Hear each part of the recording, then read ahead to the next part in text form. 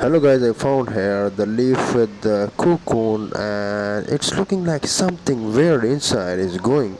But let's see what's inside. I'm checking and opening, but it looks like something dry inside.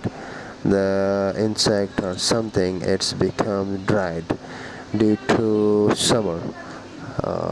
Let's open it. What's going? It's looking normal to us, but it's not normal.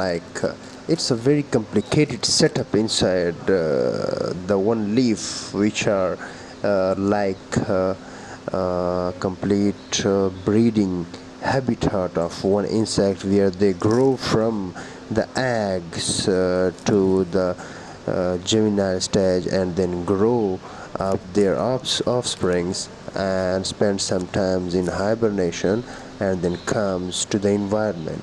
But these insects, now you can see from the close-up view beyond the leaf. Now it's separate from the leaf and we can see it's something like the spider web it's made, but something particles inside the structure of, I think, the dead particles of spider or something they made the insect.